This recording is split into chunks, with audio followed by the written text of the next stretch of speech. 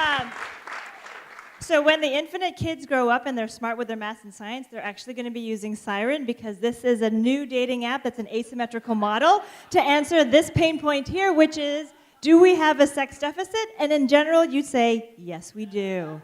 So, in general, if you're smart, the kind of things that actually are appealing to you is going to be a little bit of intrigue, some chemistry, a little bit of laughter, but a lot of dating sites, kind of a turnoff. And so what we actually thought is, why is that the case? And part of it is because it doesn't actually match what people actually like in real life. So this is not actually what turns on people with brains. And what we actually know is that places like Seattle and San Francisco, we have some of the highest degrees of college degrees and PhDs. So this is a little bit interesting, but not intriguing and doesn't allow for chemistry. So our actual motto and our challenge is to say, really what you want to do is you want to charm someone's pants off. And how do you do that? Well, here's the question. Well, part of it is to say, what are the signals of attraction? Well, guys may not actually know this, but we women actually do send signals. And so on Siren, one of our first things is to say, how do you get those pants off? Well, you charm somebody with a little bit of intelligence, a little bit of personality, and make us laugh. And if you do that, the pants come off. Wow, you're really good at this. I know. So one of the things that we started with is to say, in social media, we actually know about dynamic generated content. And so rather than having these static profiles, we're saying, let's start out with something that actually starts conversations. And so for every day, we have something called the question of the day. And the question of the day actually is just conversation starters. They're not necessarily things that do anything other than begin the conversation. And so the other part that's really unique about Siren is that women control their visibility, and so what they do is they make the first move by allowing their profiles to be visible to men. And the reason we do that is because the kind of women that oftentimes don't get to go on dating sites are people who are attractive, who are educated, who are professors, who are lawyers. And so these are people who are actually on Siren. So the example that we have here is that women's profiles aren't visible. When she's intrigued by you, she actually makes her profile visible. You can then see her profile entirely, which is also her question of the day history, and you can also see a photo of her. That's just me. Here's an example of a question of the day. Describe your favorite YouTube video or meme, and this is actually a real answer from somebody. At 3 a.m., I stumbled upon a German instruction video on industrial food slicers. It was set to techno, and it was absolutely insane. I gotta tell you, I was like, I'm not allowed to be on this app, but I totally want to reach out to this guy here. The other thing that we have is something called a Siren call. Because this is a mobile app, we're like, how come it is that you have to plan something like 3 days in advance for a date? Why can't you say as a woman, I feel like doing this, who's up for this? And so a Siren call is something where you can do that as a woman. It sends out an alert to the guys. It's a temporary thing. And basically, at that point, you can do whatever you want. And so one of our things is that it's actually working. We launched in Seattle in September, and I think we have over 50,000 messages that have been exchanged. Right now, it's invite code only. We're in beta. We're trying to figure out how to actually make it a little bit better for men and women, but it's working. And we've actually had people talk about how they're meeting people and how they're meeting really good people. So one of the things I want to talk about is our accomplishments. As an artist, I know how to will things into existence. So we started development in January. We launched an alpha in May. We launched our beta in Seattle in September. We have representation by Perkins Coie, and we actually are now in funding stages. Also, one of the things that we're super proud about is that we actually have over 100 plus shout-outs in the press. And that includes the front page of the Seattle Times. It was us and Ebola. What? I don't understand. GeekWire, Marie Claire, The Guardian, and a lot of these things are talking about basically saying, is Siren the answer to a lot of these things that are broken, which include Match.com and Tinder if you're on online dating sites. So we're on iTunes at this point. We're actually going to expand to Android probably in the next month or two. You can look us up under Siren Socially Evolved, and the invite code is Meetup. And so what we are saying right now is join us, and I think as I'm talking here, we can just keep this running, maybe in the background here, as we're doing the Q&A, because this will actually talk about what the actual dynamic is on Siren. This is the intro to the app.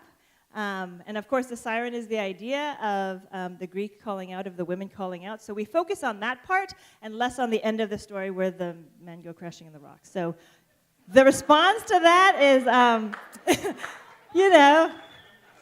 dating's a dangerous game, right? So anyways, but questions while you guys talk here. Yes. Business model. So right now it's free to download it. We're basically looking for user acquisition at this point in time. One of our great things is that we have invite code requests from all 50 states, and we also have invite code requests from Australia and Europe, and actually in Asia as well. So once we get that, we actually are going to create a model of what we call docs, which is a membership model. Yes. Thank you. Oh, I looked at what current models were like, and I thought, this is horrible. I think one of it is to say that as a woman, and particularly as an Asian woman, when you have Asian hunters around, you think, this is not something I'm actually comfortable with. You know what they are. Don't tell me you don't know what they are. So there's that. There's also the idea that I think good guys were actually becoming overlooked. And when you have women basically complaining about harassing messages, it's not coming from, I think, most of the guys that I know. It's coming from a very small subset of pretty aggressive men. And so we wanted to actually create a model that was to allow good men to actually be able to shine their personalities. So that was basically it. Yeah.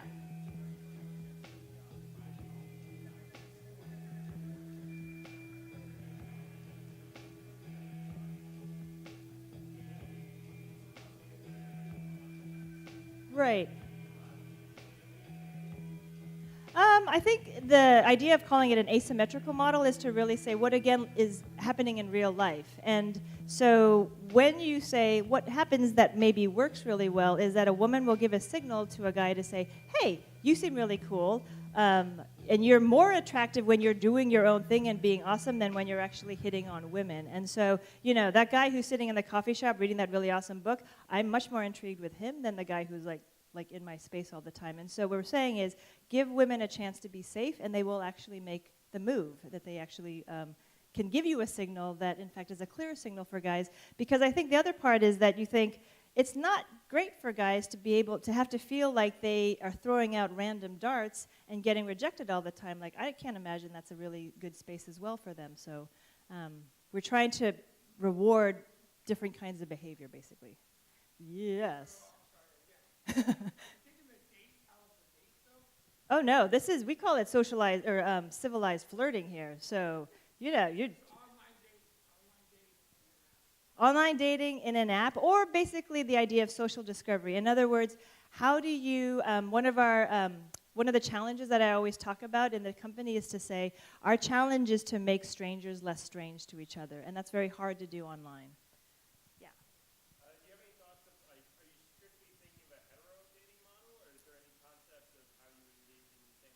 Good question. So as an artist, I was a little horrified that I'd made a bigoted app because I was like, oh my God, it's only for heterosexual couples here. But this particular model is for redressing the particular kind of dynamic that we see as problematic between men and women. But we are starting focus groups to create kind of a thoughtful dynamic in addressing the needs, especially in the LGBT community. Not necessarily in places that are progressive like Seattle and San Francisco, but especially saying, if you are gay and in the middle of Ohio, dating apps are often, yay, Ohio, is oftentimes these apps are one of the safest ways of meeting people that's not in the public space, and so definitely, that's coming down the pipeline.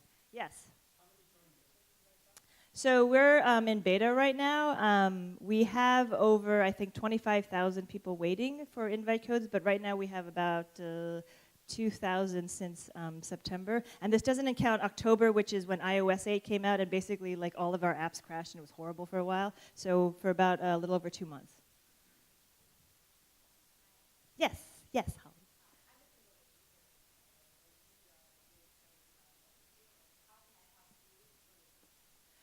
That's an awesome question. So all of that marketing is actually Susie so far.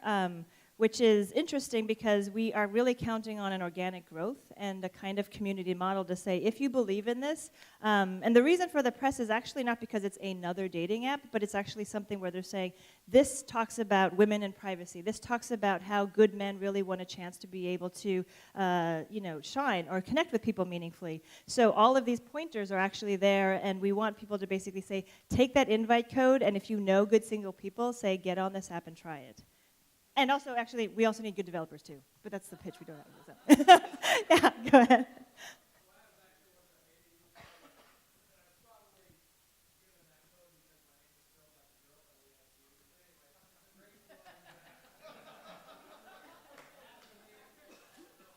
Oh, hey! Woo, Siren success. Thank you. Oh, one last question. Yeah. Oh, two questions, okay.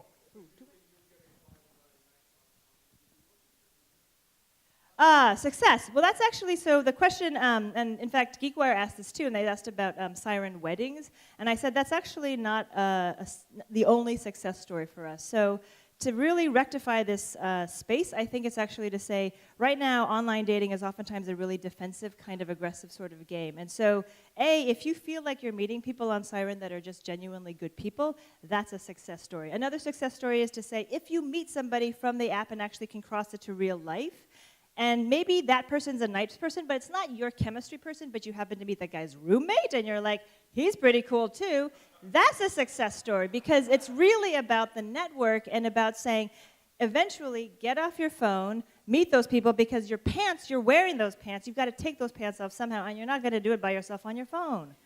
So. Ladies and gentlemen, do you love Susie Lee? So wait, Susie, before you go, so what we need to mention, you throw out, I'm an artist, and you didn't say much about your background, but Susie, to me, is a great person for us to have present, because we call this tech, right? But it's really more about the community and helping people build their companies and their dreams and what they want in their lives. And Susie has no background in tech, correct? Zero.